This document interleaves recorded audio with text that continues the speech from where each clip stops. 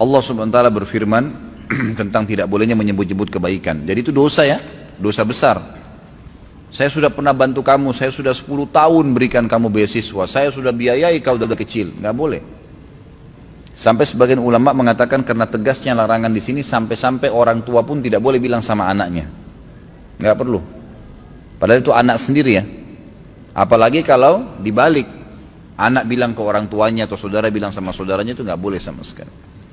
Kata Allah subhanahu wa ta'ala, Allah menjelaskan dalam Al-Baqarah 264 penyebab dibatalkannya pahala bagi orang yang pernah bersedekah karena menyebut-nyebutnya. Kata Allah, a'udzubillahi minasyaitonirrajim, ya ayyuhalladzina amanu la tubtilu shadaqatikum bil manni wal adza. Al-ayah. Hai orang-orang yang beriman, jangan sampai kalian menghilangkan pahala sedekah kalian dengan menyebut-nyebutnya dan menyakiti perasaan si penerima. Suami bilang sama istrinya, sudah berapa tahun saya biayai kamu? Bukankah saya sudah bantu orang tuamu? Bukankah begini dan bukankah begitu? Perlu satu hal digarisbawahi teman-teman sekalian ya. Setiap perbuatan baik yang kita lakukan kepada orang lain, sebenarnya kalau kita fikir secara spiritual, secara keimanan, yang mendapatkan manfaat siapa? Saya. Bukan dia, karena dia hanya mendapatkan secara fisik duniawi. Saya berikan dia 5.000, dia hanya bisa beli air mineral dan segalanya. Tapi saya dapat apa? Pahala yang besar, mungkin 5.000 pahala. Tidak tahu, mungkin 5 juta, gitu kan? Makanya Abdullah bin Umar radhiyallahu anhu, beliau kalau tidak datang orang yang datang minta-minta ke rumahnya, beliau keluar mencari. Karena bagi beliau sebenarnya, beliau yang membutuhkan pahala itu. Bayangkan kalau tidak ada fakir miskin, tidak ada minta-minta. Kita dapat pahala sedekah dari mana? Gitu kan? Kalau tidak ada cobaan, kita dapat pahala sabar dari mana? Nggak ada. Itu warna kehidupan. Ya. Harus difahamin. Jadi jangan pernah merasa orang lain butuh sama saya. Keliru teman-teman sekalian. Kita yang butuh kepada orang, itu yang betul. Keliru. Gitu kan? Ada teman-teman dai nggak mau datang ceramah, kesannya jual mahal. Sebenarnya kalau dia faham, dia yang butuh dengan jemaahnya, bukan jemaahnya yang butuh. Karena kalau antum hadir di pengajian ana seperti ini, ikhwah dan akhwat sekalian, yang dapat manfaat lebih besar siapa? Saya sebenarnya. Antum secara individual dapat pahala ilmu, kan gitu, bisa diamalkan. Tapi saya mendapatkan pahala antum semua pada saat antum amalkan. Jadi sebenarnya yang lebih banyak mendapatkan manfaat adalah saya. Keliru kalau saya nggak datang, kebodohan. Saya biar terlambat, saya paksain datang, harus bisa dengan izin Allah, gitu kan? Mungkin dengan keniatan seperti itu Allah masih membuat antum semua bisa bertahan dalam majelis. Itu sesuatu yang harus difahamin.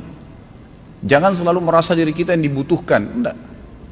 Adanya anak-anak, sebenarnya kita yang butuh dengan anak-anak itu, bukan anak-anak yang butuh dengan kita. Allah gantungkan kebutuhan mereka pada kita, artinya kita akan bersedekah secara mau atau tidak mau. Memberikan susunya, memberikan makan, pahalanya besar pada hari kiamat. Coba kalau nggak ada anaknya, bagaimana? Kan gitu, contoh-contoh saja. Ada istri, ada suami, dan banyak dalam lini kehidupan kita semuanya. Jadi jangan pernah sebut-sebut kebaikan. Sudah melakukan, lupain udah. Sudah ada malaikat yang catat. Kita ini enak sekali sebenarnya. Bayangkan kalau setiap amal kita disuruh catat sendiri sama Allah, bisa nggak?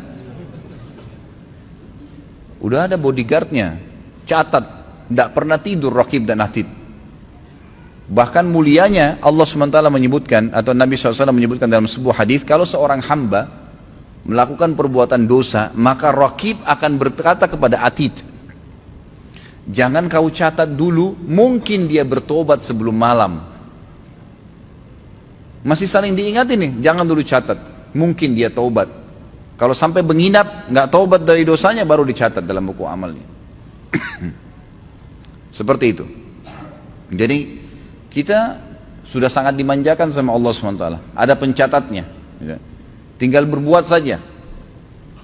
Mau berapa jumlahnya, malaikat sudah ahli, nggak pakai kalkulator nyatet. Kata Nabi SAW di dalam hadis yang sahih, ini saya tahu mungkin orang tua angkat antum tidak hadir ya, tapi mungkin bisa disampaikan ke beliau. Mungkin satu waktu Allahu alam Allah buka hidayah, dia bisa mendengarkan ceramah kita ini melalui YouTube, mungkin dia bisa tersentuh hatinya, kita nggak tahu, kita doakan. Tapi semua yang hadir di sini bisa ambil pelajaran, tidak boleh sebut-sebut kebaikan. Perhatikan ancaman yang sangat tegas bagi orang yang nyebut-nyebut kebaikannya.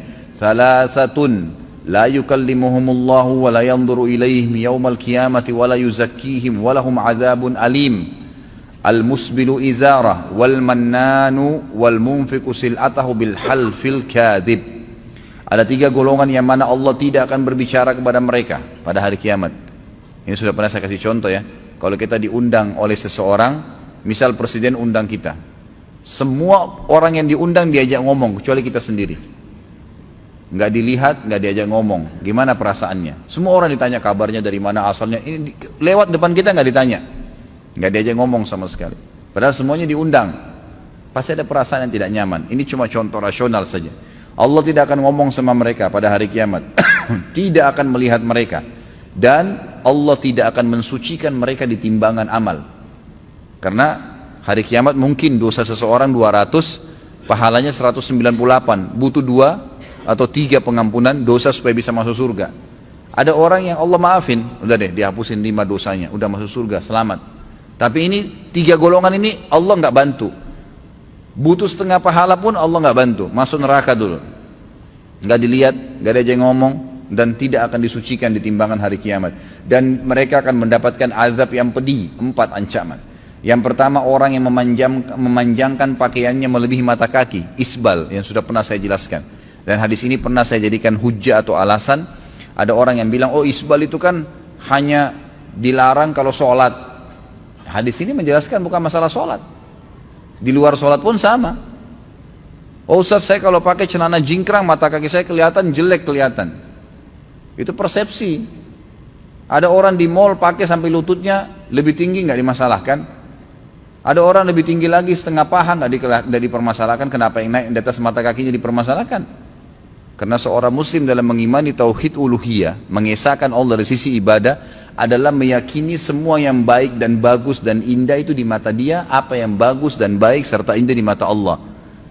Yang buruk di mata dia adalah semua yang buruk di mata Allah. Sudah. Mau seluruh dunia tidak suka, terserah. Yang penting bagi saya, Tuhan saya mengatakan seperti ini. Kan gitu. Itu namanya mengesahkan Allah dari sisi uluhiyahnya. Penyembahan Allah secara murni. Kemudian yang ketiga, yang pertama orang yang memanjangkan pakaian melebihi mata kaki bagi laki-laki dari atas ke bawah, bukan dari bawah ke atas. Kaos kaki nggak ada masalah. Yang kedua, orang yang suka menyebut-nyebut kebaikannya yang pernah diberikan kepada orang lain. Bayangkan ini, pernah berbuat baik loh, disebutin malah jadi masalah. Dan yang ketiga adalah penjual yang melariskan barang dagangannya dengan sumpah dusta. Hadis yang lain, kata Nabi SAW, "Thalathatun la yakbalullah minhum sarfan wala adla, aqun wa mannanun wa mukadzibu bil qadar." Ada 3 golongan manusia yang mana Allah tidak akan menerima amal wajib maupun amal sunnah darinya, yaitu orang yang durhaka kepada kedua orang tuanya. Yang kedua, orang yang gemar menyebut-nyebut kebaikannya, dan orang yang mendustakan qadar, mendustakan takdir maksudnya, gitu kan? Jadi ada bahasan qada dan qadar, iman, rukun iman kita yang ke-6. Kalau qada itu keputusannya Allah, kalau qadar kapasitasnya, gitu kan? Jadi Allah SWT menciptakan semuanya, semua ini dengan qadanya Allah, keputusannya Allah, dan Allah berikan setiap qada ada kadarnya, ada kapasitas, gitu kan? Allah ciptakan lapar, ada kapasitasnya itu supaya laparnya bisa hilang, makan nasi sepiring, udah, itu kadar namanya. Orang capek, qada, keputusan Allah, ada kadarnya untuk menghilangkan capek itu. Semua punya qada dan qadar.